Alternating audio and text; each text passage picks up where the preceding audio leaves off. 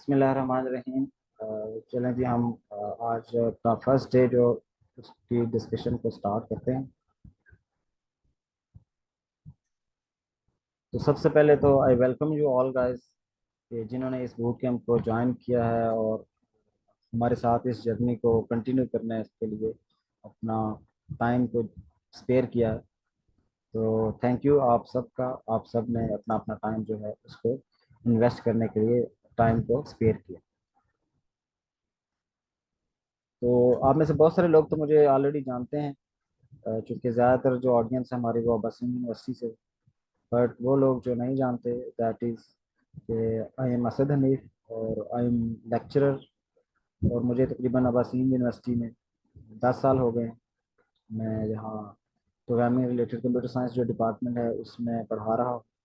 और प्रोग्रामिंग के डिफरेंट जो कोर्सेज हैं, जो कि जिसमें बेसिक प्रोग्रामिंग से लेकर एडवांस प्रोग्रामिंग तक के जो कोर्सेज हैं, वो मैं पढ़ाता रहा हूँ। और आपकी ऑडियंस में से बहुत सारे लोग हैं वो ऑलरेडी मुझसे डिफरेंट कोर्सेज पढ़ चुके हैं। और इसके अलावा तकरीबन पिछले 2 साल जो अरसा है उसमें मैंने डेवऑप्स को अपने लिए एज ए जो टेक्निकल, या यूँ कह लें कि एज ए जो शौक के तौर पे ज्वाइन किया इसको। और तकरीबन 1.5 साल से मैं इसकी प्रॉपर लर्निंग और प्रैक्टिस वगैरह कर रहा हूँ। और इसके अलावा आप में से कोई बंदा अगर कांटेक्ट वगैरह करना चाहे तो this is my email ID. तो आप इस ईमेल आईडी पे डेफिनेटली कांटेक्ट कर सकते हैं। तो आई ट्राई माई बेस्ट कि मैं आपको टाइमली रिप्लाई करूं। और रिप्लाई में इंशाल्लाह लाजमी करता होता हूं, लेकिन स्टिल अगर किसी किस्म का डिले आए तो प्लीज़ बेयर कीजिएगा। इसके अलावा लिंक्डइन प्रोफाइल इज़ अवेलेबल, जो कि ऑलरेडी आप सबके साथ शेयर की थी मैंने। तो आप सब मुझे वहाँ से भी जानते हैं।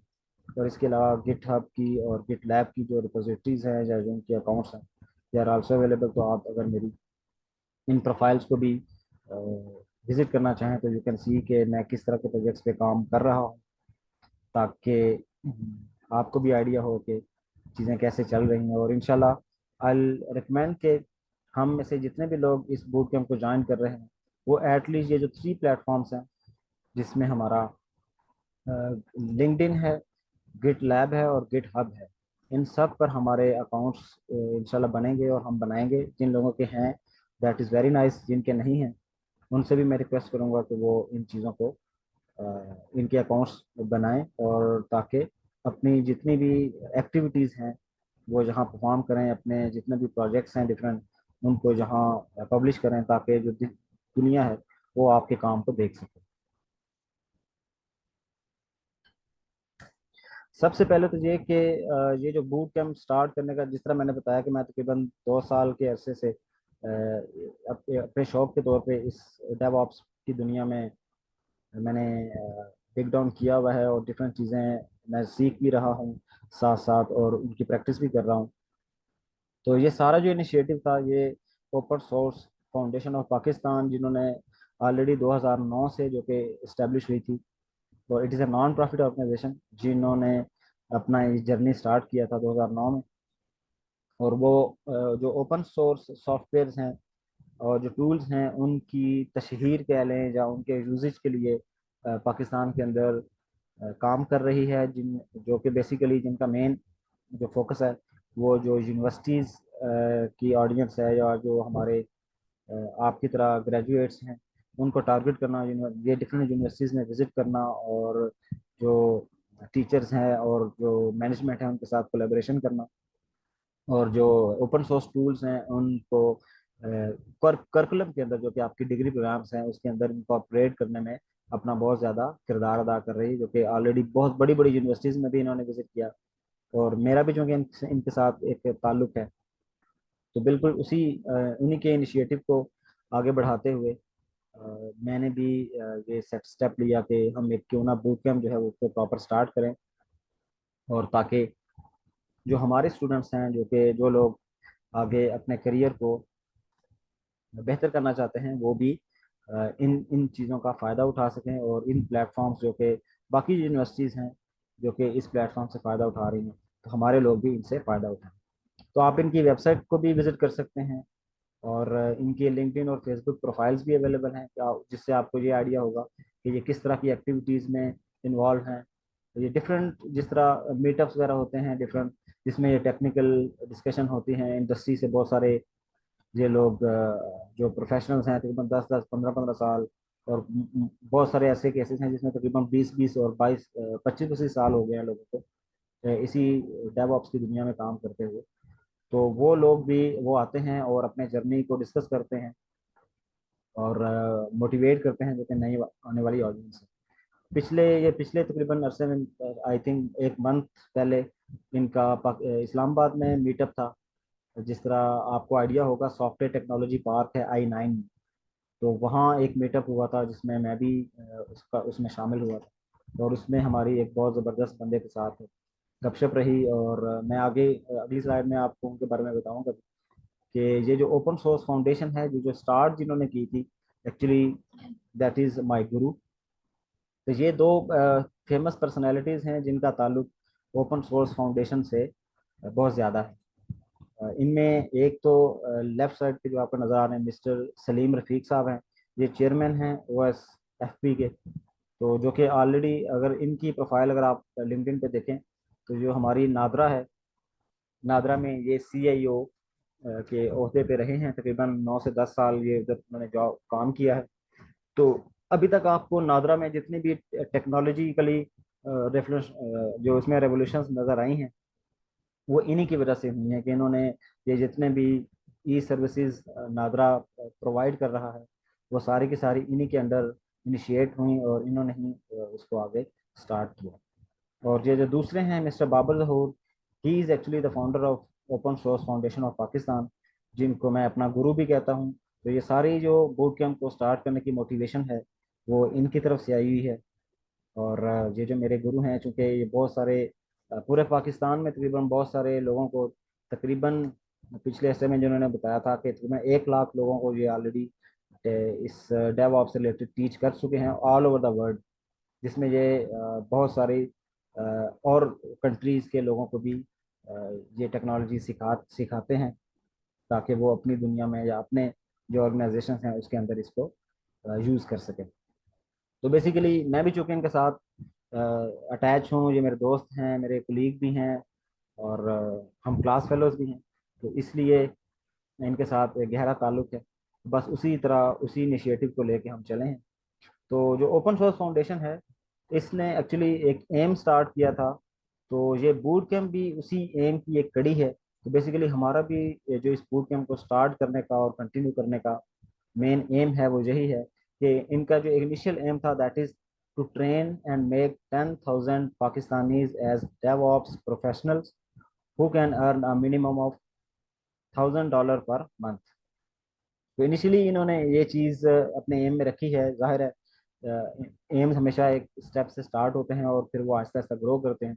तो पहला जो एम इनका जो है कि इनकी कोशिश ये है कि तकरीबन 2 साल के अंदर अंदर तकरीबन 10,000 पाकिस्तानी जो हैं उनको हमने डेवऑप्स की जो टेक्नोलॉजी है इससे रोशनास करवाना है, उनको ट्रेन करना है और उनको इस काबिल बनाना है कि वो किसी भी तरीके से, या वो एज ए फ्रीलांस या किसी कंपनी में, ऐसी ऑर्गेनाइजेशन में ज्वाइन करें एज ए डेवऑप्स इंजीनियर, ताकि वो तकरीबन $1,000 जो है वो पर मंथ अर्न कर सकें। तो बेसिकली जाहिर है ये जो ऑर्गेनाइजेशन है, ये इसी चीज़ को कंटिन्यू कर रही है जो OSFP का मैं जिक्र कर रहा हूँ, कि पाकिस्तान जो कि एक क्राइसिस से या इकोनॉमिकल क्राइसिस से गुजर रहा है, तो उसकी एक उसमें अपना हिस्सा डालने के लिए हम जो लोग हैं, हम यही कर सकते हैं कि हम जो बाहर की दुनिया है, जिनको ये डेवऑप्स की सर्विसेज की रिक्वायरमेंट है, जो बंदे ढूंढते हैं और उनको मिलते नहीं हैं या कम मिलते हैं, तो क्योंकि इसकी डिमांड बहुत ज़्यादा है, तो अगर हम पाकिस्तानी ये स्किल्स सीखें और इनको सर्व करें, जो बाहर के लोग हैं जिनको एक्चुअली इन सर्विसेज की ज़रूरत है, तो ऑफ कोर्स अगर हम एज ए फ्रीलांस या अगर हम कंपनी को डेवलप करें, तो वो कंपनी भी अगर अपनी सर्विसेज बाहर की दुनिया को अवेलेबल करती है, तो अगेन यहाँ हमारे जो अपने लोग हैं उनको तकरीबन अच्छी अमाउंट एज ए सैलरी मिल सकती है। और ऑफ कोर्स इसमें सबसे पहले बेनिफिशरी जो हैं वो हम बजाते खुद हैं कि अगर हम काम करेंगे, हम सीखेंगे, तो सबसे पहले तो ये पैसे हमें मिलेंगे। और ऑफ कोर्स अगर हमें मिलेंगे तो हमारे इर्द गिर्द जो लोग हैं जो हमारे घर वाले हैं और हमारे इर्द गिर्द के मोहल्ले के लोग और बाकी जो पूरा ओवरऑल एक बिजनेस सिलसिला है वो भी इससे फ़ायदा उठाएंगे।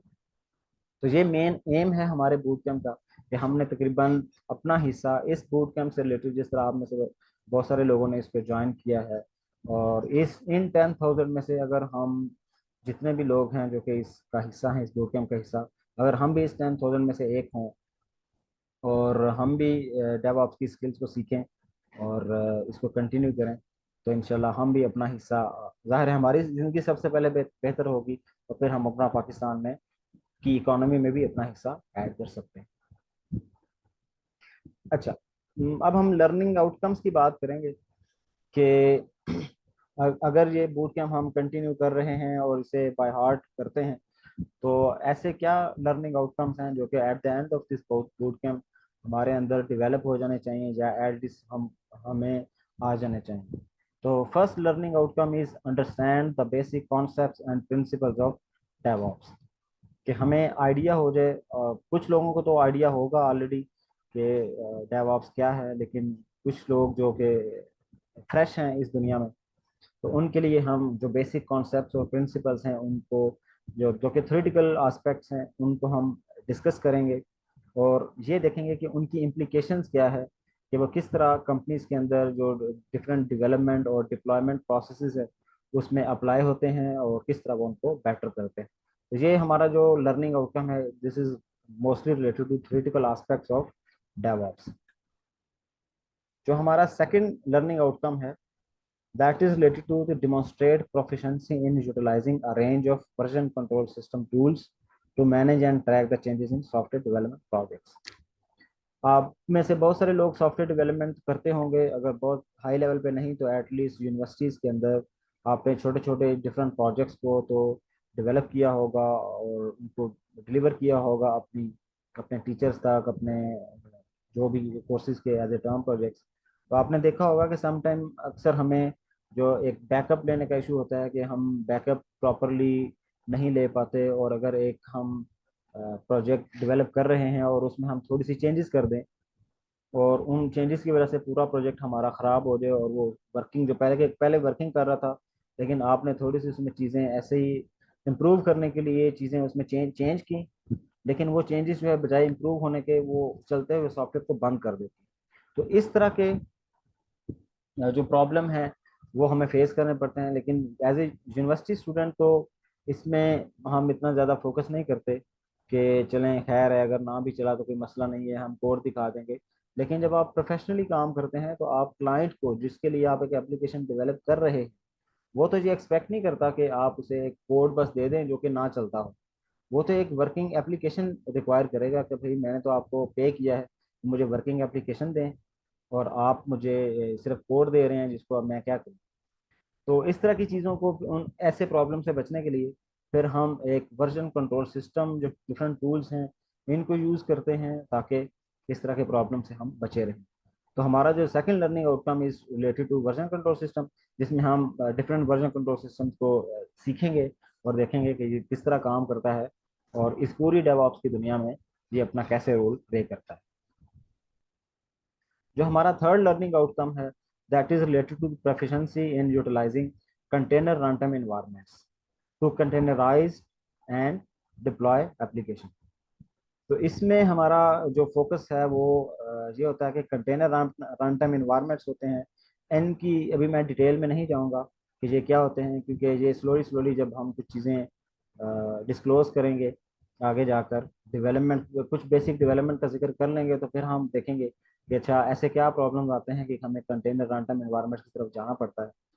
तो ये कैसे, ये क्या कौन से होते हैं, ये टूल्स कौन से होते हैं और ये इन्वायरमेंट्स कौन से होते हैं, तो हम इनको भी जिक्र करेंगे इस पूरे बूट कैंप के अंदर और उनको सीखेंगे। Fourth outcome is demonstrate proficiency in leveraging container orchestration tools. अच्छा, जो तीसरा लर्निंग आउटकम था कंटेनर रन टाइम इन्वायरमेंट, इससे एक नेक्स्ट लेवल का जो एक कंटेनर ऑर्केस्ट्रेशन टूल्स होते हैं, जो अब हम कंटेनर्स बनाते हैं जो कि कंटेनर रन टाइम इन्वायरमेंट्स की या कंटेनर रन टाइम्स की मदद से बनाते हैं। फिर जब हम कंटेनर्स बना लेते हैं, उनको मैनेज करना हमारे लिए एक चैलेंज बन जाता है। तो उन चीज़ों को, उन कंटेनर्स को फिर अच्छे तरीके से प्रॉपरली मैनेज करने के लिए we use container orchestration tools. तो ये हमारा फोर्थ लर्निंग आउटकम होगा जिसमें हम इन चीज़ों को सीखें। पांचवा जो हमारा लर्निंग आउटकम है, this is related to implementation of CI/CD pipelines. ये continuous integration and continuous deployment होती है। इसका कुछ लोगों को तो आइडिया होगा, कुछ को भी नहीं है, तो नो प्रॉब्लम, हम इनको चीज़ों को डिटेल से देखेंगे कि ये CI/CD पाइपलाइंस क्या होती हैं और ये कैसे लिखते हैं और कैसे हम अपनी जो डिप्लॉयमेंट होती है एप्लीकेशन की उनको ऑटोमेट कैसे करते हैं। तो ये इंशाल्लाह इसके टूल्स को भी हम सीखेंगे। Sixth learning outcome is demonstrate proficiency in leveraging infrastructure as code tools to automate and manage infrastructure resources। जो इंफ्रास्ट्रक्चर की बात होती है तो इसमें नॉर्मली जो हमारे सर्वर्स होते हैं, जो हार्डवेयर अवेलेबल होता है, जिनके ऊपर वो सर्वर्स जिनके ऊपर हमारी एप्लीकेशंस एग्जीक्यूट या रन होती हैं, तो वो नॉर्मली सर्वर्स हमें खुद से मैनुअली, शायद अभी कभी आपने ये ट्राई किया हो, ऐसे लोग जो अभी यूनिवर्सिटी लेवल पे हैं शायद उन्होंने इस चीज़ को एक्सपीरियंस अभी ना किया हो, लेकिन वो लोग जो कंपनीज में प्रॉपरली काम कर रहे हैं दे ऑलरेडी नो के एप्लीकेशन को डेवलप करने के बाद हमें किसी ना किसी सर्वर पर उसको पब्लिश करना पड़ता है या डिप्लॉय करना पड़ता है, और वो सर्वर्स हमें समटाइम मैनुअली बनाने पड़ते हैं। लेकिन अगर एप्लीकेशंस थोड़ी ज़्यादा हैं और उन उन सर्वर्स को मैनुअली मैनेज करना भी एक प्रॉब्लम बन जाता है, तो फिर हम कोशिश करते हैं कि उन सर्वर्स को मैनेज करने के लिए हम इंफ्रास्ट्रक्चर एज कोड का इस्तेमाल करें, यानी कि हम कोड लिखें और उस कोड की मदद से खुद ही हमारे सर्वर्स जो हैं वो मेंटेन हो रहे हैं, और वो या तो जनरेट हो रहे हो या वो सर्वर्स जो है वो डिस्ट्रॉय हो रहे हैं अगर उनकी ज़रूरत नहीं। तो ये इससे रिलेटेड जो टूल्स हैं वो भी हम इंशाल्लाह इस बूट कैंप के अंदर उनको सीखेंगे कि ये काम हम कैसे कर सकते हैं। तो सातवां जो हमारा लर्निंग आउटकम है, this is related to leveraging configuration management tools.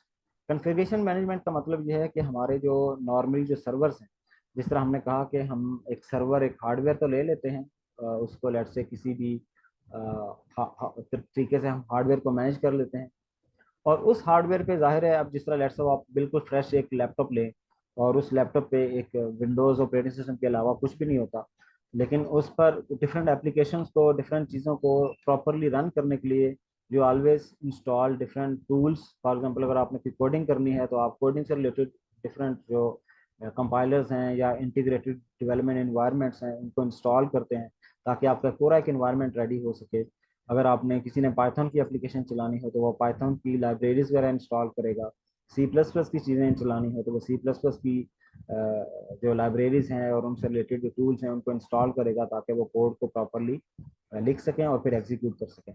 Same इसी तरह का काम हमें सर्वर्स के साथ भी करना पड़ता है कि अगर आपने सर्वर एक ले लिया है, आप जाहिर है वो एम्प्टी सर्वर होगा, उस पर कोई कोई ना कोई ऑपरेटिंग सिस्टम चल रहा होगा, तो वो तो ऑपरेटिंग सिस्टम बिल्कुल फ्रेश होगा, तो उसके ऊपर कोई एप्लीकेशन प्रॉपरली, मतलब उसके ऊपर कोई प्रॉपरली आपने चलाना हो, कोई सॉफ्टवेयर चलाना हो, तो जाहिर है उसके लिए आपको रिक्वायरमेंट होगी कि आप उसके ऊपर रिक्वायर्ड डिपेंडेंसीज वगैरह इंस्टॉल करें।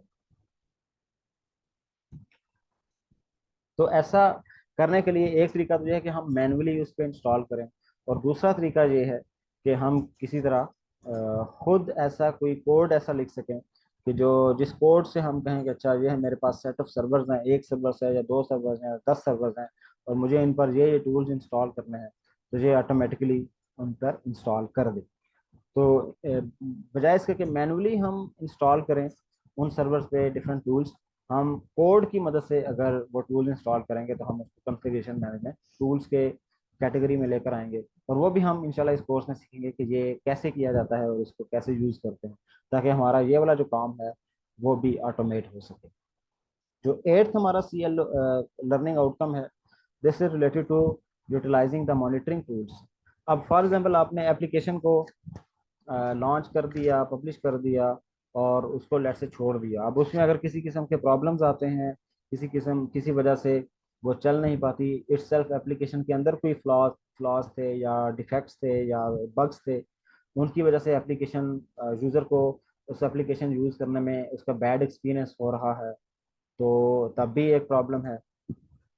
या समटाइम ऐसा हो जाता है कि आपने अक्सर देखा होगा कि समटाइम अगर किसी सर्वर पे आप लोड ज़्यादा कर दें तो उसका रिस्पांस जो है या तो आना स्लो, रिस्पॉन्स जो है वो स्लो हो जाता है, या आपका रिस्पॉन्स बिल्कुल भी नहीं आता। वो कहता है कि सर्वर इज़ बिजी, तो बहुत ज़्यादा ट्रैफिक है, तो इसलिए वो आपकी रिक्वेस्ट को प्रोसेस नहीं कर पाता। तो समटाइम हार्डवेयर के इश्यूज भी आ जाते हैं, और समटाइम सॉफ्टवेयर के अंदर जो आपने एप्लीकेशन डेवलप की होती है उसके अंदर भी इट्सेल्फ प्रॉब्लम्स हो सकती हैं। तो ये कैसे पता चलेगा कि प्रॉब्लम कहाँ है, हार्डवेयर में पर मसला है, जाके इट्सेल्फ सॉफ्टवेयर के अंदर कोई मसला है? और अगर लोड इंक्रीज हो जाता है तो क्या कोई मुझे सर्वर्स इंक्रीज करने की जरूरत है या नहीं?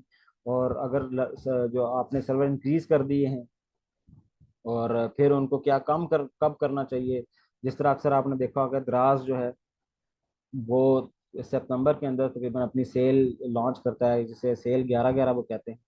तो उसके अंदर आपने देखा होगा कि द्रास पे नॉर्मली जो ट्रैफिक होती है नॉर्मल डेज में, तो वो तो चल रही होगी नॉर्मल, लेकिन जब वो सेल ऑफर करते हैं तो ऑफ कोर्स उनकी जो ट्रैफिक है वो बहुत ज़्यादा हो जाती है, बहुत ज़्यादा लोग उसको यूज़ करते हैं और ट्रांजैक्शंस कर रहे होते हैं। तो अब आप देखें कि हमने कभी ऐसा फील नहीं किया कि कभी सेल आने पे उनकी एप्लीकेशन जो है वो डाउन हो गई हो, बल्कि वो बिल्कुल ऐसे ही सीमलेसली हमें पता भी नहीं चलता, और वो नॉर्मली एप्लीकेशन जो है वो बड़े अच्छे तरीके से चल रही होती है।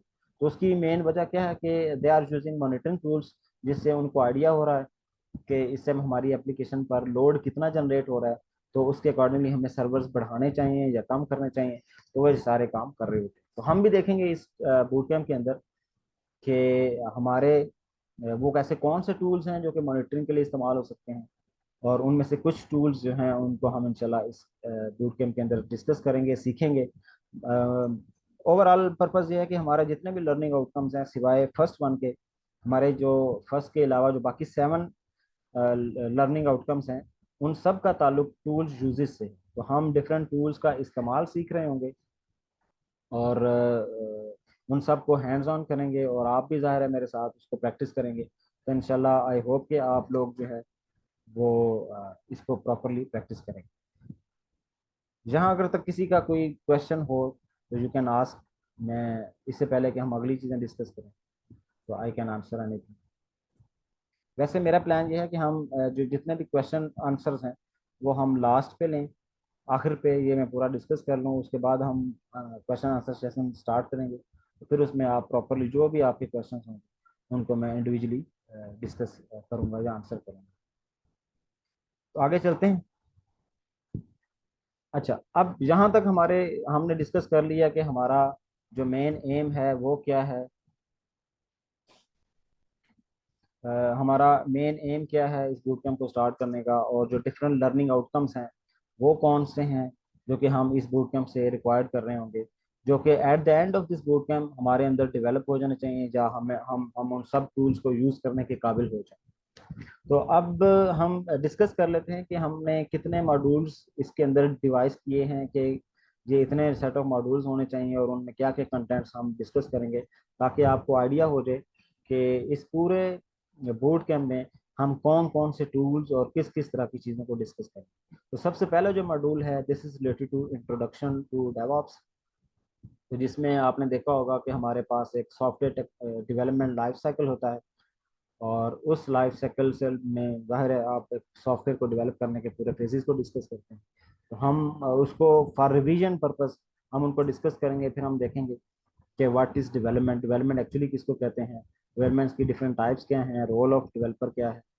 जो ऑपरेशन साइड होती है, अभी तक आप में से बहुत सारे लोग जो कि यूनिवर्सिटी, वो वाले लोग जो अभी तक यूनिवर्सिटी में स्टडी कर रहे हैं, वो अभी सिर्फ एक डायमेंशन को भी जानते हैं, that is related to development.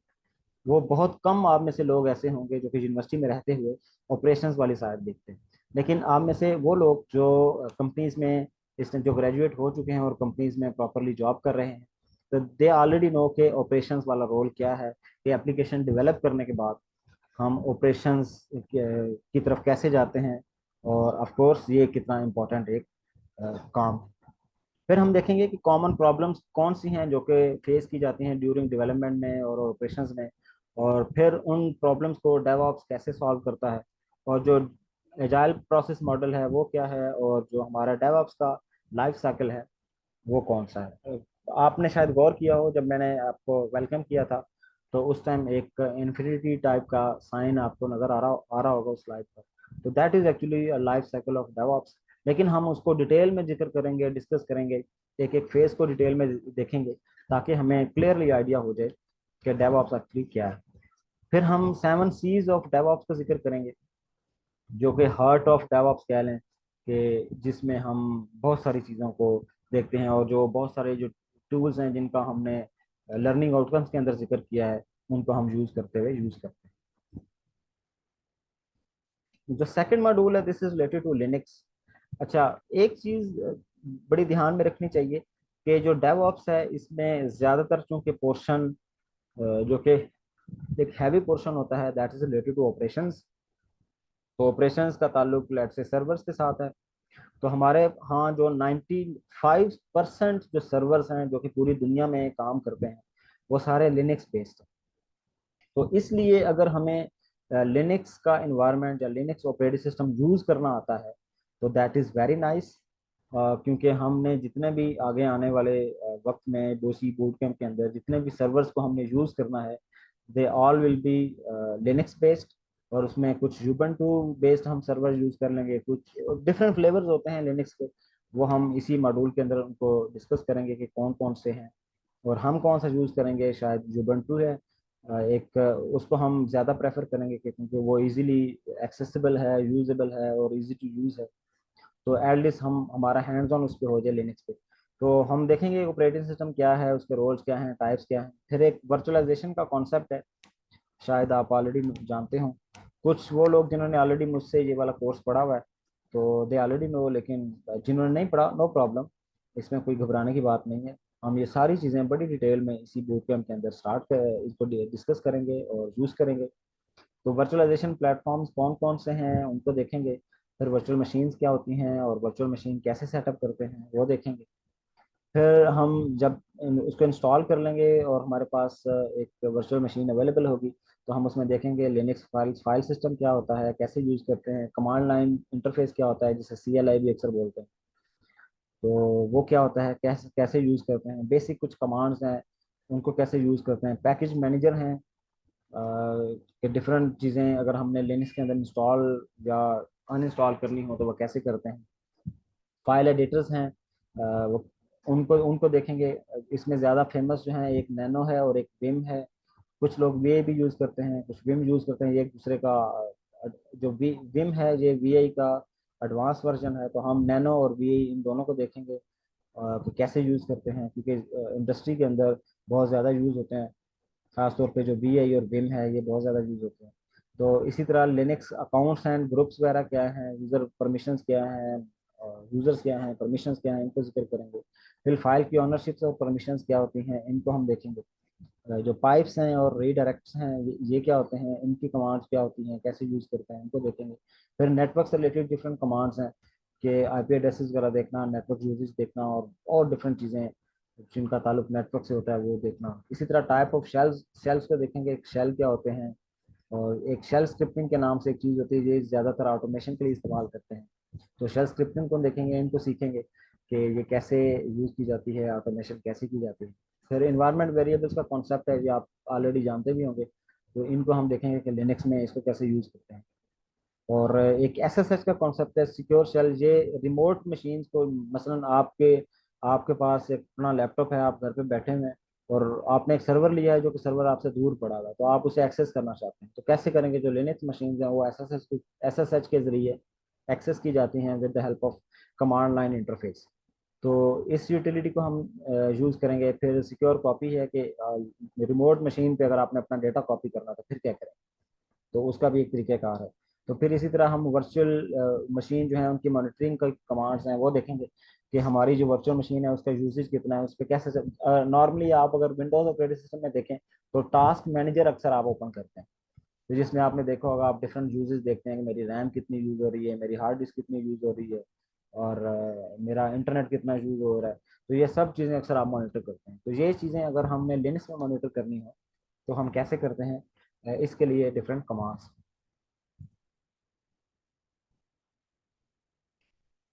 जो हमारा नेक्स्ट मॉड्यूल नंबर 3 है, this is related to version control system, जिसका मैंने पहले भी जिक्र किया था। तो हम देखेंगे वर्जन कंट्रोल सिस्टम क्या होते हैं, इनकी टाइप्स क्या होती हैं, गिट क्या होता है, इसको इंस्टॉल कैसे करते हैं, डिफरेंट रिपोजिटरी सेटअप कैसे करते हैं, गिट लैब क्या होता है, गिट हब कैसे यूज़ करते हैं, और जो रिमोट रिपोजिटरीज हैं इनको कैसे सेटअप करते हैं और इनको लोकल रिपोजिटरी से कनेक्ट कैसे करते हैं, जो ब्रांचेस होती हैं डिफरेंट, इनका कॉन्सेप्ट क्या है, इनको कैसे यूज़ करते हैं, इनको क्रिएट करना, डिलीट करना, इनमें स्विच करना, इनका पर्पस क्या है, ये सब चीज़ें हम डिस्कस करेंगे। मर्ज रिक्वेस्ट क्या होती हैं, रीबेस क्या होती है, फिर मर्ज कॉन्फ्लिक्ट्स आ जाते हैं, जब मर्ज रिक्वेस्ट करते हैं तो कॉन्फ्लिक्ट्स आ सकते हैं, तो उनको हम कैसे रिजॉल्व करते हैं। गिट इग्नोर की एक फाइल होती है, इसको कैसे यूज़ करते हैं। गिट स्टैश क्या होता है। इस तरह जब हम कमिट्स करते हैं तो अगर वो कमिट्स हमें पता चले कि गलत हो गई हैं तो हम उनको अंडू करना चाहते हैं तो वो कैसे कर सकते हैं। तो ये चंद मोटी मोटी चीज़ें मैंने अभी इस मॉड्यूल के कंटेंट्स में ऐड की हैं। बाकी बहुत सारी और बारीकियां भी हैं जिनको अभी मैंने जहाँ जिक्र नहीं किया, वो साथ साथ हम इंशाल्लाह उनको सीखते जाएंगे और करते जाएंगे। फिर जो फोर्थ मॉड्यूल है, ये सबसे छोटा मॉड्यूल है, नन्ना मुन्ना सा, और ये this is related to databases. और इसमें हम देखेंगे, क्योंकि एप्लीकेशन जब आप भी डेवलप करते हैं तो आप डिफरेंट तरह के डेटाबेसिस यूज करते हैं, तो हम इसमें देखेंगे कि अभी तो हमने बेसिक, आपने डेटाबेसिस चंद नाम सुने होंगे, जिसमें माई एसक्यूएल डेटाबेस है, ओरेकल है, पोस्टग्रेस है, इस तरह की चंद मोंगो डीबी वगैरह, ये आपने डेटाबेसिस सुने होंगे। कुछ और भी डिफरेंट टाइप्स के डेटाबेसिस होते हैं जिनका शायद आपने ना सुना। तो हम उनको भी जिक्र करेंगे और उनको देखेंगे कि वो कौन से ऐसे डेटाबेसिस हैं, डिफरेंट टाइप्स के डेटाबेसिस, जो कि इंडस्ट्री में जो बड़ी बड़ी एप्लीकेशंस हैं वो यूज़ करती हैं और किस पर्पस के लिए यूज़ करती हैं। तो एट लीस्ट हम उनके बारे में एक थ्योरेटिकल सा नॉलेज देंगे। जाहिर है हम वो सारे यूज़ नहीं करेंगे और यूज़ नहीं कर पाएंगे क्योंकि उनका ज़्यादातर ताल्लुक तो डेवलपमेंट से। तो हम एटलीस्ट उनका नॉलेज ले लेंगे, ताकि अगर किसी किस्म की एप्लीकेशन जो कल को हम डिप्लॉय करना चाहेंगे, उनमें इनमें से कोई डेटाबेस एक इस्तेमाल या एक से ज़्यादा इस्तेमाल हो रहे हो, तो हमें आइडिया हो कि कौन कौन से डेटाबेसेस होते हैं और इन्हें कैसे यूज़ कर रहे होते हैं, और फिर हम उनको अच्छे तरीके से डिप्लॉय कर सकते हैं। जो पांचवा हमारा मॉड्यूल है, this is related to containerisation. तो इसके अंदर हम जिक्र करेंगे, देखेंगे कि कंटेनर्स क्या होते हैं, कंटेनर्स और इमेजेस क्या होते हैं, डॉकर और वर्चुअल मशीन्स क्या होती हैं, डॉकर का आर्किटेक्चर क्या होता है और उसके कंपोनेंट्स क्या होते हैं, डॉकर की बेसिक जो कमांड्स हैं वो कौन सी हैं, डीबगिंग कैसे करते हैं। फिर हम छोटे छोटे डिफरेंट प्रोजेक्ट्स जो हैं उनको डॉकराइज करने की कोशिश करेंगे, या उनको हम एप्लीकेशंस को डॉकर की या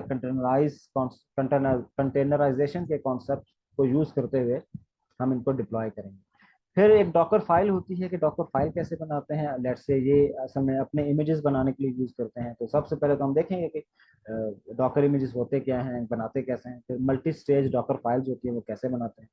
फिर डॉकर कंपोज क्या होती है, ये कॉन्सेप्ट किस लिए यूज करते हैं, इसको देखेंगे। फिर हम देखेंगे कि हमारे जो डॉकर वॉल्यूम्स हैं ये क्या होते हैं, और डॉकर का नेटवर्क जो मॉडल है ये क्या होता है, कैसे काम करता है। तो थ्योरेटिकल एस्पेक्ट्स इसके देखेंगे, और प्लस साथ साथ इन सब चीज़ों को यूज़ करते हुए हम डिफरेंट एप्लीकेशंस को सर्वर्स के ऊपर डिप्लॉय भी करेंगे कि हमने एप्लीकेशन को डॉकराइज किया है और फिर हम इनको चलाएंगे कैसे। उसके अलावा ये जितने भी हम डॉकर इमेजेस वगैरह बनाते हैं, जो कि हमने पिछले मॉड्यूल के अंदर देखे हैं, इनको फिर एक जगह एक सेंट्रल लोकेशन पे हम सेव भी करना चाहते हैं, ताकि हम एज ए इंडिविजुअल खुद भी इन इमेजेस का बाद में इस्तेमाल कर सकें, और अगर हम एक ऑर्गेनाइजेशन के अंदर हैं तो हमारे डिफरेंट कोलीग्स भी इनका इस्तेमाल कर सकें। और अगर पब्लिकली मैंने किसी एक पब्लिक पर्पस के लिए एक कंटेनर इमेज, एक सॉरी मैंने डॉकर इमेज बनाया है, तो आम दुनिया भी उसे यूज़ कर सके। तो उसके लिए डिफरेंट आर्टिफैक्ट रिपोजिटरीज होती हैं, जो कि डिफरेंट आर्टिफैक्ट रिपोजिटरी मैनेजर्स होते हैं। उनको हम यूज देखेंगे कि वो कौन से होते हैं, जिसमें डॉकर हब है सारे फहरिस्त सबसे ज़्यादा यूज़ होने वाला। फिर इसी तरह अमेजोन का इलास्टिक कंटेनर रजिस्ट्री है वो देखेंगे, नेक्सस है, गिट लैब की रजिस्ट्री है, इनको देखेंगे। और देखेंगे कि डिफरेंट जो डॉकर इमेजेस हैं इनको इन सब पे कैसे पुश किया जाता है, यानी कि यूटिलाइज कैसे करते हैं। फिर इसी तरह जो एक नेक्सस है, इसको हम खुद से अपना एक सर्वर लेकर उसके ऊपर इसको हम पब्लिश भी करेंगे, ताकि हमारा अपना एक ज़ाती सर्वर हो नेक्सस का, जिसके ऊपर हम ये जो रिपोजिटरीज बनाएं और उसके ऊपर हम अपने डिफरेंट जो डॉकर इमेजेस हैं उनको खुद पब्लिश कर सकें। ये नॉर्मली ज़रूरत पड़ती है कि जब मैं एक ऑर्गेनाइजेशन में हूँ और इंटरनली मैं इसको अपने अंदर मतलब ऑर्गेनाइजेशन के अंदर मैं इन सब चीज़ों को मेंटेन करना चाहता हूँ। और ये सारी चीज़ें हम इंशाल्लाह इसको हैंड्स ऑन एक्सपीरियंस करेंगे और देखेंगे कि ये कैसे इस्टेब्लिश किया जाता है। फिर जिस तरह हमने देखा कि हम जो सर्वर्स हैं वो रिमोट सर्वर्स यूज़ करेंगे, तो हमें क्लाउड कंप्यूटिंग का इस्तेमाल करना पड़ेगा। क्लाउड कंप्यूटिंग इस्तेमाल करने के लिए हमें किसी पब्लिक क्लाउड का यूज़ करना पड़ेगा। तो हम AWS को प्रेफर करेंगे कि AWS का जो हमारा क्लाउड कंप्यूटिंग का पूरा एक पब्लिक क्लाउड अवेलेबल है, हम इसको यूटिलाइज कर सकें। इसके डिफरेंट सर्विस मॉडल्स हैं, इनको थ्योरेटिकली देखेंगे कि ये कौन सा सर्विस मॉडल्स होते हैं और इसके क्या AWS के अलावा भी कोई और प्लेटफॉर्म्स अवेलेबल हैं। तो आपको तो ऑलरेडी पता ही है कि बहुत सारे अवेलेबल हैं, तो हम उनको थोड़ा सा डिस्कस करेंगे। तो फिर AWS की डिफरेंट सर्विसेज को हम जिक्र करेंगे कि कौन कौन सी फेमस सर्विसेज हैं और उनमें से different regions and availability zones क्या होते हैं, इनको डिस्कस करेंगे। फिर EC2 इंस्टेंसेस क्या होते हैं, वर्चुअल मशीन जिसे कहते हैं, वो कैसे यूज़ करते हैं, उनको इस्तेमाल कैसे करते हैं, उनके ऊपर एप्लीकेशंस को डिप्लॉय कैसे करते हैं। जिस तरह हमने पिछले कंटेनराइजेशन वाले मॉड्यूल में देखा था कि हमने डिफरेंट कंटेनर्स बनाए या इमेज डॉकर इमेजेस बनाए, तो फिर हम उनको इनके ऊपर चलाना चाहते हैं, तो वो हम कैसे चला सकते हैं। फिर इसी तरह उस पर IAM होता है कि कैसे हम मैनेज कर सकते हैं यूजर्स को, रोल्स को, परमिशंस को। ये भी इनकी सर्विसेज होती हैं। S3 बकेट्स होती हैं डेटा स्टोरेज के लिए। फिर AWS की जो सर्विसेज हैं, इनको यूटिलाइज करने के नॉर्मली दो तरीके होते हैं। एक तरीका तो ये है कि हम उसके वेब कंसोल पर जाएं और वहां से मैनुअली चीज़ों को मैनेज कर सकते हैं। दूसरा तरीका जो होता है कि आप कमांड लाइन के थ्रू सारे काम ये कर सकते हैं। तो हम वो भी थोड़ा सा सीखेंगे कि कमांड लाइन से कैसे कर सकते हैं, क्योंकि नॉर्मली जब हम ऑटोमेशन की तरफ जाते हैं तो ज़ाहिर है ऑटोमेशन में हम सारी चीज़ें कमांड्स की मदद से करते हैं। तो हम ये देखेंगे कि किस तरह हम इन कमांड्स का इस्तेमाल कर सकते हैं। फिर डिफरेंट सर्विसेज हैं जिसमें वर्चुअल प्राइवेट नेटवर्क्स हैं या वर्चुअल प्राइवेट क्लाउड्स हैं, VPCs, इनको यूज़ करेंगे, ये कैसे मैनेज करते हैं। इलास्टिक लोड बैलेंसर है, इनको देखेंगे कैसे यूज़ करते हैं और किन सिचुएशन में यूज़ करते हैं। फिर अमेजोन के जो RDS है, जो कि डेटा बेसिस हैं, एक्चुअली रिलेशनल डेटा बेसिस हैं, इनको यूज़ करना सीखेंगे। फिर राउट 53 है एक इनकी एक सर्विस। आपने DNS का नाम सुना होगा, डोमेन नेम सर्वर्स होते हैं या डोमेन नेम सिस्टम होता है, तो उनको आपने देखा होगा अक्सर। तो जो जो ये जो सर्विस अमेजोन ये सर्विस प्रोवाइड करती है, उसका नाम राउट 53 है। तो हम इसको भी यूज़ करना सीखेंगे कि ये कैसे करते हैं। और इसके अलावा आजकल अमेजोन की एक सर्विस है जिसे सर्वरलेस कहते हैं, ये बहुत ज़्यादा इस्तेमाल हो रही है कंपनीज के अंदर, इसको बहुत ज़्यादा बूम मिला हुआ है। तो हम इसको भी यूज़ करना सीखेंगे कि कैसे हम डिफरेंट एप्लीकेशंस को सर्वरलेस इन्वायरमेंट के थ्रू या इस सेटअप के थ्रू यूज़ कर सकते हैं, ताकि हमें वो वाली स्किल्स भी हमारे पास हम एक्वायर कर सकें। जो आठवां हमारा मॉड्यूल है, अच्छा सॉरी, ये आज का हमारा जो सेशन है ये थोड़ा सा प्रोलॉन्ग होगा, क्योंकि आज मैंने आपको सारे ये आउटलाइंस वगैरह डिस्कस करनी है, ताकि सारे मॉड्यूल्स का पहले से डे 1 से पता चल जाए कि हम क्या क्या चीज़ें कवर करने वाले हैं, ताकि उसके अकॉर्डिंगली हम अपनी चीज़ें प्लान कर सकें। तो मॉड्यूल नंबर जो 8 है, this is related to continuous integration and continuous deployment, जिसको CI/CD बोलते हैं। इसको नॉर्मली हम CI/CD पाइपलाइंस भी कहते हैं। तो इसलिए हम इस मॉड्यूल के अंदर इसको भी देखेंगे कि CI/CD एक्चुअली क्या होता है, इसकी पाइपलाइंस क्या होती हैं, इन पाइपलाइंस को यूज़ करने के टूल्स कौन से होते हैं। जिस तरह मैंने इसमें लिखा है कि GitLab CI है, जेंकिन्स है, GitHub एक्शंस हैं। तो हम इसमें से एटलीस्ट हम तीनों को भी डिस्कस कर सकते हैं, और कम से कम दो तो हम लाजमी डिस्कस करेंगे, जिसमें GitLab CI है और जेंकिन्स है। इन दो टूल्स को हम यूज़ करना सीखेंगे। जेंकिन्स जो है ये सबसे ज़्यादा यूज़ होने वाला टूल है, और गिट हब एक्शन भी ज़्यादा यूज़ होता है। तो हम आपकी रिक्वायरमेंट पे या आपके साथ डिस्कशन करके हम इस बात को फाइनल कर लेंगे कि इस तीसरे को भी ऐड करना चाहिए कि नहीं, क्या ऐड करना चाहिए। फिलहाल तो मैं दो पे फोकस कर रहा हूँ, लेकिन हम इंशाल्लाह डिस्कशन करके आपस में तो हम इसको कर सकते हैं, हम तीसरे पे जाएं जाना चाहिए। फिर core concepts of GitLab CI/CD वो देखेंगे कि हम CI/CD गिट लैब की मदद से कैसे कर सकते हैं। फिर ये आगे डिटेल है कि बेसिक बिल्डिंग ब्लॉक्स क्या हैं, फिर ग्रुप्स क्या हैं, फिर हम डिपेंडेंसीज बिटवीन अगर जॉब्स करना चाहें तो कैसे कर सकते हैं, इनलाइन शेल कमांड्स कैसे चलाते हैं, specify when job should run. तो और इसी तरह कंट्रोल भी पाइपलाइन बिहेवियर अगर हम करना चाहें तो ये कर सके हैं। तो पाइपलाइन जो ट्रिगर होती हैं वो मर्ज रिक्वेस्ट पे कैसे करनी है। तो इसी तरह CI/CD पाइपलाइन के कुछ वेरिएबल्स होते हैं जो प्री डिफाइंड वेरिएबल्स हैं या आपने बनाए हुए वेरिएबल्स हैं, उनको कैसे यूज़ करते हैं। और गिट लैब का आर्किटेक्चर क्या है, उस पर रनर्स कैसे चलाते हैं, रनर्स क्या होते हैं, उनको स्टैब्लिश कैसे करते हैं, उनको मैनेज कैसे करते हैं, ये सब चीज़ें हम इंशाल्लाह इसी मॉड्यूल के अंदर देखेंगे। अच्छा, ये जो मॉड्यूल है ना हमारा CI/CD पाइपलाइन वाला, ये थोड़ा सा लंबा मॉड्यूल है, क्योंकि ये थोड़ा सा लेंथी है। इसमें जो टूल्स हैं वो बहुत ज़्यादा काम करते हैं, बहुत ज़्यादा हमने चीज़ें सीखनी हैं, तो इसलिए हम ये थोड़ा सा लेंथी होगा।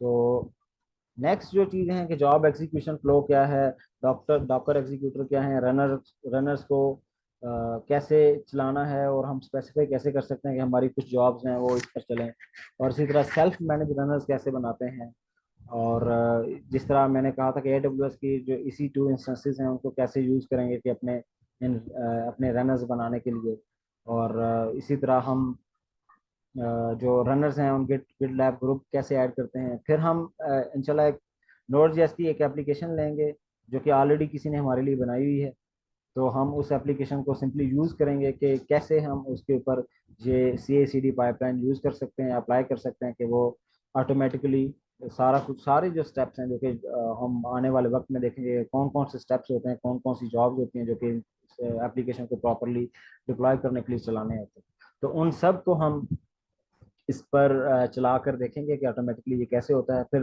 Build Docker image and push to private repositories, इसके लिए ये काम करने के लिए भी हम CI/CD पाइपलाइन का इस्तेमाल करेंगे। फिर गिटलैब के डिफरेंट इन्वायरमेंट्स होते हैं, जिस तरह डेव इन्वायरमेंट होता है, स्टेजिंग इन्वायरमेंट होता है, प्रोडक्शन इन्वायरमेंट होता है, इनको हम डिटेल में जिक्र करेंगे।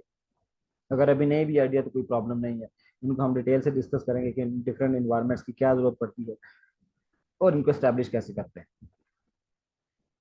और इसके अलावा फिर हम ये सारी चीज़ें करने के बाद फिर हम देखेंगे कि अगर हमने डॉकर कंपोज को यूज़ करना हो, जो हमने पहले डॉकर वाले या कंटेनराइजेशन वाले मॉड्यूल में देखा था कि डॉकर कंपोज का एक यूटिलिटी होती है, उसको कैसे यूज़ करते हैं, तो उसको अगर हम इसी CI/CD पाइपलाइन के अंदर इंकॉर्पोरेट करना चाहें तो कैसे करेंगे। फिर हम अपनी पाइपलाइन को ऑप्टिमाइज कैसे करते हैं और मल्टी मल्टी स्टेज पाइपलाइंस कैसे बनाते हैं, ये देखेंगे। फिर डायनामिक वर्जनिंग अगर करनी हो तो इसकी डिटेल हम इंशाल्लाह उस टाइम देखेंगे कि जब हमें इसकी ज़रूरत पड़ेगी, अभी शायद ये उतना अच्छे तरीके से समझ ना आए। फिर इसी तरह टेस्टिंग करनी हो तो टेस्टिंग को किस तरह हम CI/CD पाइपलाइन के अंदर इंकॉर्पोरेट करते हैं, और इसी तरह सिक्योरिटी टेस्ट अगर करने हैं अपने कोड के ऊपर, जिस तरह आपने ये देखना हो कि मेरा जो कोड मैंने एक डेवलपर ने लिखा है, तो उस कोड में किसी किस्म के मसले तो नहीं है कि कोड की वजह से मेरी एप्लीकेशन हैक तो नहीं हो जाएगी, या कोई उसमें बग तो नहीं ऐसा कि जो सिक्योरिटी फ्लॉ है कि कोई हैकर जो एथिकल हैकर है वो बड़े इजीली मेरी एप्लीकेशन के अंदर पेनिट्रेट कर सकता है। तो इन चीज़ों को अवॉइड करने के लिए हमारे पास डिफरेंट टूल्स होते हैं जो कि सिक्योरिटी टेस्ट परफॉर्म करते हैं, तो हम उनको भी देखेंगे कि कैसे CI/CD पाइपलाइन के अंदर इनकॉर्पोरेट करते हैं। फिर इसी तरह intro to multi stage deployment, इनको देखेंगे। प्रोमोट टू स्टेजिंग कि किस तरह डिप्लॉयमेंट, जिस तरह हमने जिक्र किया था कि डेव सर्वर्स होते हैं, स्टेजिंग सर्वर्स होते हैं, तो हम एप्लीकेशंस को बारी बारी सबसे पहले डेव सर्वर्स पे डिप्लॉय करते हैं, फिर उनके बाद हम उनको प्रमोट करते हैं स्टेजिंग वाले से, और फिर हम उनकी प्रमोशन करते हैं प्रोडक्शन जो सर्वर्स होते हैं। तो इन प्रमोशन को हम कैसे परफॉर्म करते हैं ये देखेंगे। फिर हमारा जो CI/CD का जो गिट लैब से ताल्लुक है, उसको हम जब एक हद तक कर लेंगे तो फिर हम सेम उसी तरह के कॉन्सेप्ट को जो कि हमने सारी इधर अप्लाई किए हैं, हम उनको जेंकिंस पे अप्लाई करेंगे। तो देखेंगे कि जेंकिंस क्या है, वो यही सारे काम जो कि CI/CD पाइप सॉरी जो गिट लैब की मदद से हमने परफॉर्म किए हैं, ये जेंकिन से कैसे परफॉर्म करते हैं, इनको इंस्टॉल कैसे करते हैं, उसको सेटअप कैसे करते हैं, और उसके अंदर बाकी चीज़ें वो कैसे की जाती हैं। तो बेसिक जॉब्स कैसे चलानी है, डॉकर इन जेंकिंस कैसे यूज करना है, free style two pipeline jobs ये कैसे करनी है, इनको यूज कैसे करना है, इंट्रो टू पाइपलाइन जॉब्स है, जेंकिन फाइल्स है ये क्या होती है, क्रिएट टेम्पलेट सॉरी क्रिएट, फिर हम इसके अंदर एक कंप्लीट पाइपलाइन क्रिएट करेंगे जेंकिंस को यूज करते हुए। फिर मल्टी ब्रांच पाइपलाइन क्या होती है, जेंकिंस जॉब का ओवरव्यू देखेंगे। क्रेडेंशियल्स इन जेंकिंस ये कैसे मैनेज करते हैं, क्योंकि जेंकिंस तो बहुत सारे जो डिफरेंट और सर्विसेज हैं आपकी, जिस तरह डॉकर हब है और AWS का आपका जो अकाउंट है वगैरह, उनको अगर उसमें यूज करना हो तो वो कैसे यूज करेगा, उसको क्रेडेंशियल्स को आप कैसे मैनेज करेंगे। फिर जेंकिंस की शेयर्ड लाइब्रेरीज कैसे यूज करते हैं, वेब हुक क्या होती है, इसको यूज कैसे करते हैं, और डायनामिक इंक्रीमेंट वगैरह कैसे होते हैं, deploy to EC2 server from Jenkin pipe. तो हम यूं कह लें कि जो मोस्टली जो चीज़ें हम उन सर्वर्स की मदद से करते हैं कि सॉरी जो हमने गिट लैब की पाइपलाइन से या गिट लैब CI से परफॉर्म किए हैं, वो सारी की सारी हम दोबारा से परफॉर्म करना चाहेंगे with the help of this Jenkins. फिर जो हमारा नाइन्थ मॉड्यूल है, ये हमारा actually this is the core.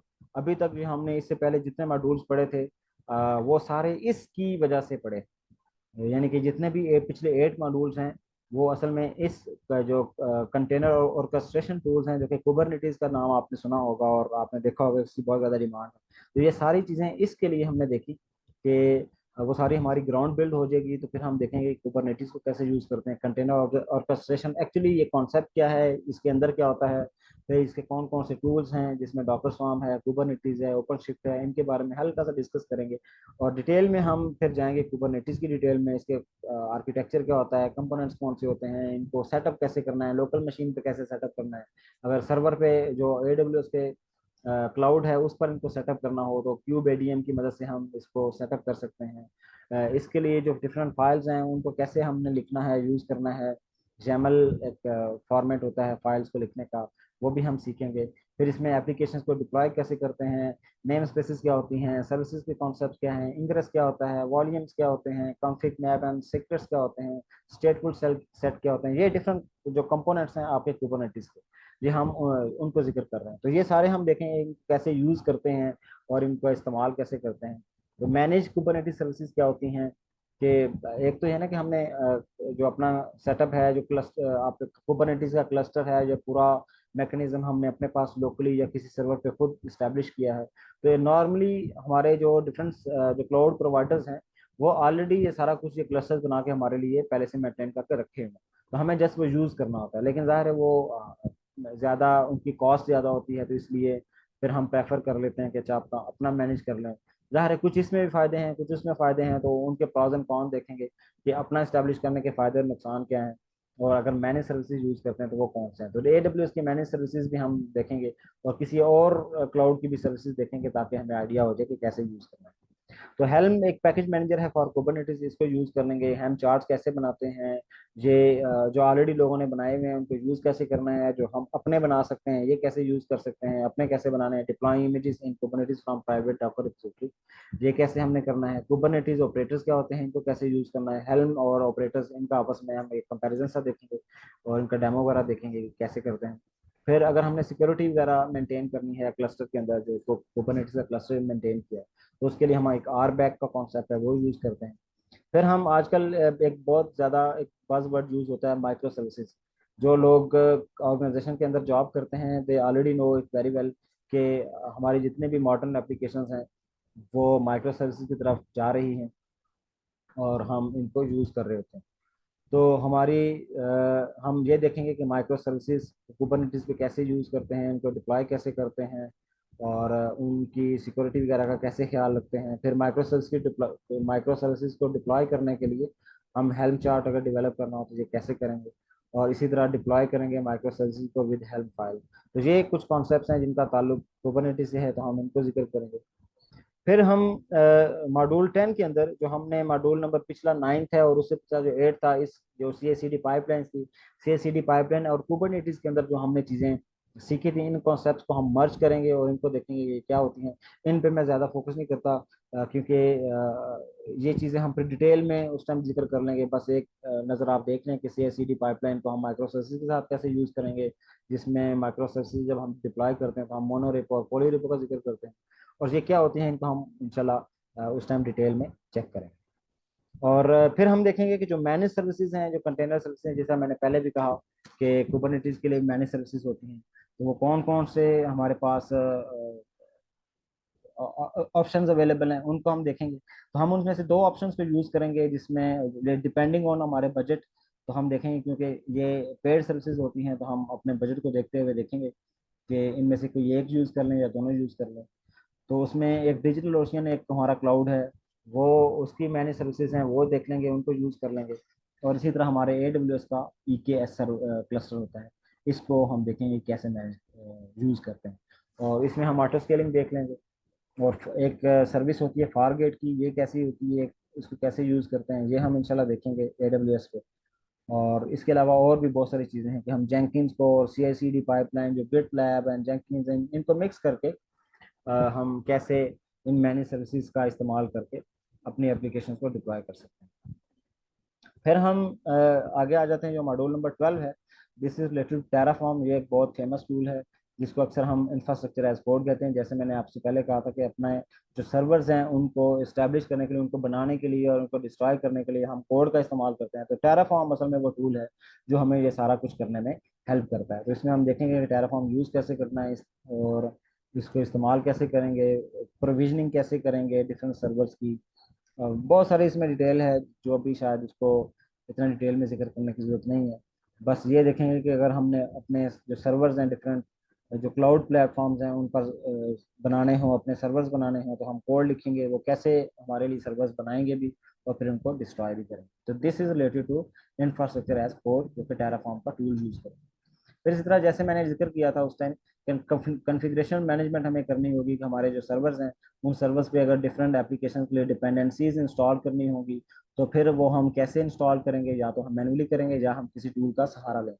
तो एनसिबल इज़ अ टूल जो हम इस पर्पज़ के लिए यूज़ करेंगे कि वो किसी तरह हमारे लिए उन सर्वर्स पे जो डिपेंडेंसीज हैं जो कि चाहिए, सॉफ्टवेयर नॉर्मली टूल्स चाहिए, जो जितने जिस तरह के भी टूल्स चाहिए वो सारे इंस्टॉल कर सके। तो हम एनसिबल को डिटेल में देखेंगे इंशाल्लाह कि इसके अंदर प्ले बुक्स क्या होती हैं और डिफरेंट मॉड्यूल्स क्या होते हैं, कलेक्शंस क्या होती हैं। फिर हम उनके डेमो देखेंगे कि किस तरह हम डिफरेंट जो डिफरेंट टूल्स हैं और एप्लीकेशंस हैं उनको चलाने के लिए, या उनको रन करने के लिए, उनको इस्टेब्लिश करने के लिए हम किस तरह एनसिबल का इस्तेमाल करते हैं। तो module number 14 is about observability and monitoring. जिस तरह हमने पहले भी आखिरी लर्निंग आउटकम में जिक्र किया था कि मॉनिटरिंग एक बहुत इंपॉर्टेंट टूल है, सॉरी बहुत इंपॉर्टेंट कॉन्सेप्ट है, जिसकी मदद से एप्लीकेशन डिप्लॉय करने के बाद हमें आइडिया होता है कि एप्लीकेशन हमारी कैसी चल रही है। तो इसमें हम सबसे पहले देखेंगे कि जो ऑब्जर्वेबिलिटी होती है इसके पिलर्स कौन से हैं, जिसमें लॉग्स हैं, मैट्रिक्स हैं और ट्रेसेस हैं। तो इनको देखेंगे ये क्या होते हैं, और इन इन तीनों चीज़ों के लिए सेपरेट टूल्स हैं। और इसमें हम ज़्यादातर कोशिश करेंगे कि हमारा जो एक प्रोमीथियस टूल है मैट्रिक्स कलेक्शन के लिए वो यूज़ करेंगे, उनके साथ ग्राफाना यूज़ करेंगे ताकि हम उनको विजुलाइज कर सकें, अंडरस्टैंड कर सकें। इसी तरह फिर हम किसी एप्लीकेशन को देखेंगे कि उस पर प्रोमीथियस और ग्राफाना को यूज़ करते हुए मॉनिटरिंग कैसे कर सकते हैं।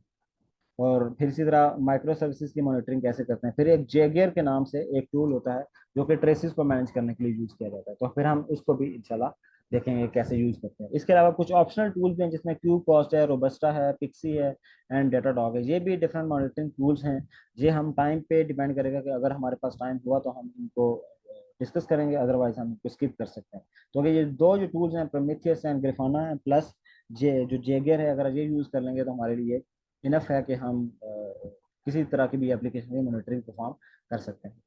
फिर इसके बाद हम चाहेंगे कि जो ऑटोमेशन है, क्योंकि ये डेव ऑप्स का ज़्यादातर फोकस ऑटोमेशन की तरफ होता है, तो ऑटोमेशन के लिए भी हमें किसी प्रोग्रामिंग लैंग्वेज का इस्तेमाल करना पड़ता है।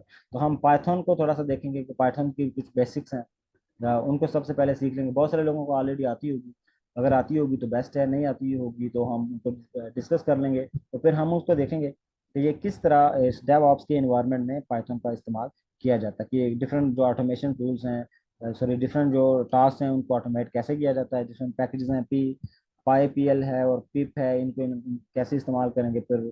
और ये डिफरेंट प्रोजेक्ट्स हैं छोटे छोटे, हम उनको जब परफॉर्म करेंगे तो हमें आइडिया हो जाएगा कि डेव ऑप्स के अंदर ऑटोमेशन कैसे करते हैं। फिर एक बोटो लाइब्रेरी है, ये ए डब्ल्यू एस वालों की है, कि ये हमें फैसिलिटेट करती है कि अगर हम ए डब्ल्यू एस की जो सर्विसेज हैं उनके साथ किसी तरह की ऑटोमेशन कर रहे हैं, बजाय इसके कि हम मैनुअली उन सर्विसेज का इस्तेमाल करें, तो हम बोटो लाइब्रेरी का इस्तेमाल करें जो कि ऑलरेडी उन्होंने डेवलप की है फॉर पाइथन। तो हम कोड पाइथन का लिखेंगे और उसके अंदर बोटो की लाइब्रेरी को यूज़ करेंगे, और हम अपने लिए डिफरेंट काम परफॉर्म कर सकते हैं। मसलन मैंने एक सर्वर बनाना है तो मैं पाइथन को यूज़ करते हुए बोटो लाइब्रेरी की मदद से ए डब्ल्यू एस के क्लाउड को कह सकता हूँ कि मुझे ये एक सर्वर चाहिए, दो सर्वर चाहिए, तो ये मेरे लिए प्लीज़ बना दें। मुझे स्टोरेज चाहिए, ये बना दें। मुझे डिफरेंट वर्चुअल प्राइवेट क्लाउड्स चाहिए, वीपीसी जिनको कहते हैं वो चाहिए, मुझे एक आईपी एड्रेस चाहिए, जिस तरह की भी चीज़ें चाहिए होंगी हम डिफरेंट ऑटोमेशन टूल्स वगैरह, डिफरेंट जो ऑटोमेशन टास्क हैं या जो डिफरेंट टास्क हैं जो कि हम मैनुअली नॉर्मली परफॉर्म करते हैं, तो हम उनको इनकी मदद से परफॉर्म कर सकते हैं। तो ये हमारा ओवरऑल कंटेंट्स है। इसका मतलब है कि हमारे तकरीबन 16 मॉड्यूल्स हैं जो कि ओवरऑल इस पूरे बूट कैंप में हम डिस्कस करेंगे।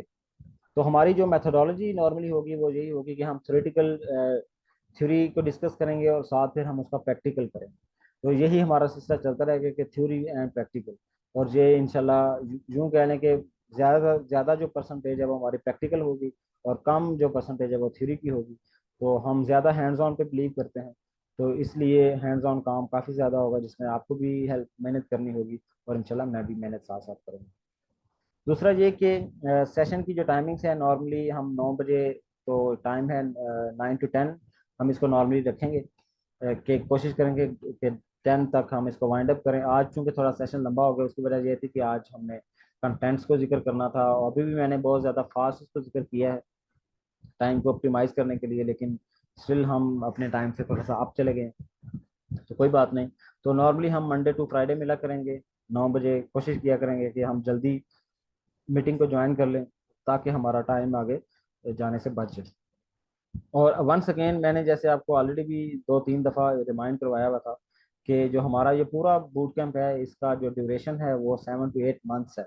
ये जो बूट कैंप है, नॉर्मली आपने डिफरेंट बूट कैंप देखे होंगे, वो 1 महीने में, 2 महीने में, 3 महीने में सिखाते होंगे। तो मुझे नहीं लगता कि 2-3 महीने में आप जितने भी टूल्स हमने ये सारे सीखे हैं, ये आप 3 महीने के अंदर सीख सकते हैं, क्योंकि नॉर्मली जितने भी आपके ये तकरीबन हमने 7 से 8 टूल्स का जिक्र किया है। तो अगर हर टूल को सीखने में आप 1 महीना भी लगाएं, तो तकरीबन 8 महीने तो आपके ऐसे ही लग जाते हैं। तो इंशाल्लाह कोशिश यही है कि आप at the end of this boot camp ये सारे टूल्स अपनी सीवी के अंदर, अपने लिंक्डइन प्रोफाइल के ऊपर मेंशन कर सकें और इनसे रिलेटेड डिफरेंट प्रोजेक्ट्स कर सकें। अगर कुछ नहीं तो एट लीस्ट आप as a computer science student अपना जो फाइनल ईयर प्रोजेक्ट है, उन उसके अंदर इन सब टूल्स को इस्तेमाल करने के काबिल हों, ताकि कल को जब आप इंटर्नशिप के लिए या अपनी किसी किस्म की जॉब के लिए जाएं, तो आप बड़े कॉन्फिडेंस से ये सारी चीज़ें बता सकें कि इन इन टूल्स का हमने इस्तेमाल किया और वी ऑलरेडी नो इट। तो आपके लिए जॉब लेना किसी किस्म का कोई प्रॉब्लम नहीं। अच्छा, आखिर में एक नोट छोटा सा लिखा हुआ है कि there may be a few weeks breaks. तो हम जिस तरह आपको पता है कि दरमियान में छुट्टियां आ जाती हैं, जिस तरह अभी ईद की छुट्टियां आ जाएंगी, तो उनके दौरान भी हम थोड़ी सी कुछ ब्रेक ले लेंगे। इसी तरह आशूरा के दौरान भी ब्रेक आ जाएगी। तो चंद छुट्टियां जो हैं वो हम आपस में मैनेजमेंट कर लेंगे, डिस्कशन करके, जो स्लैक के ऊपर डिस्कशन करके कि कैसे हमने उनको मैनेज करना है। अच्छा, फिर हमारी एक कम्युनिटी, जैसे मैंने आपको बताया था ईमेल में भी, कि डेवलप की हुई है, कि जो कि असल में डेवऑप्स बूट कैंप की वर्क स्पेस बनाई हुई है। इसको आपने लाजमी ज्वाइन करना है। ज़्यादातर लोगों ने ज्वाइन कर लिया हुआ है, लेकिन जो स्टिल रहते हैं, तो आई रिक्वेस्ट कि आप प्लीज़ इसको ज्वाइन कर लें ताकि हम अपनी सारी डिस्कशन वगैरह वहाँ कर सकें। और इसके अलावा लेट्स से अगर आपने किसी भी वजह से, कुछ समटाइम ऐसा होता है कि किसी भी वजह से आप लाइव सेशन ज्वाइन नहीं कर सके, तो नो प्रॉब्लम। हम जितनी भी ये हमारी इस बूट कैंप की वीडियोस वगैरह अवेलेबल होंगी, रिकॉर्डिंग्स अवेलेबल होंगी, ये सारी की सारी हमारी उधर चल रही होंगी। या हमारे इस ये जो यूट्यूब चैनल है मेरा, सॉल्विट के नाम से, और जिसको आप एक्सेस कर सकते हैं @solvit2k18 से, यूट्यूब का चैनल है, इस पे अवेलेबल होंगी इंशाल्लाह। लेकिन ये मैं थोड़े से डिले से ऐड करूँगा, ताकि मैं इनक्रेज करूँगा कि आप ज़्यादा से ज़्यादा इस लाइव क्लास को ज्वाइन करें, ताकि किसी किस्म का इशू अगर आपको फेस भी करना पड़ रहा है, तो आप लाइव क्लास के अंदर उसको डिस्कस कर लें। जो हमारा QA session, question answer session होता है, उसके अंदर डिस्कस कर लें, ताकि आपको टाइमली इंफॉर्मेशन मिले और आप अपने प्रॉब्लम को रिजॉल्व कर सकें।